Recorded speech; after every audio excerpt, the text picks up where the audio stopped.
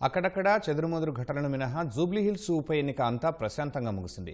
ఉదయం 7 గంటలకు ప్రారంభమైన పోలింగ్లో కొన్ని బూత్లలో ఈవీఎంలు మొరాయించినప్పటికీ యంత్రాంగం స్పందించి సత్వరం సరిచేసి సజావుగా నిర్వహించారు. ప్రముఖులు ఓటు వేసి ఓటర్లలో ఉత్సాహాన్ని నింపారు. యూసుఫ్గూడ వెంకటగిరిలో కాంగ్రెస్ అభ్యర్థి నవీన్ యాదవ్ ఓటు వేయగా, ఎల్లారెడ్డిగూడ నవోదయ నగర్లో బీఆర్ఎస్ అభ్యర్థి మాగంటి సునీత, నాగార్జున నగర్లో బీజేపీ అభ్యర్థి లంకల దీపక్ రెడ్డి ఓటు హక్కు వినియోగించుకున్నారు. దర్శక దిగ్గజం రాజమౌళి కుటుంబ సభ్యులతో షేక్పేటలో, యూసుఫ్గూడ ప్రభుత్వ ఉన్నత పాఠశాలలో నటుడు తనికెళ్ల భరణి, శ్రీనగర్ కాలనీ పోలింగ్ కేంద్రంలో నటుడు గోపీచంద్ ఓటు వేశారు. కొంచెం వెనకకుండా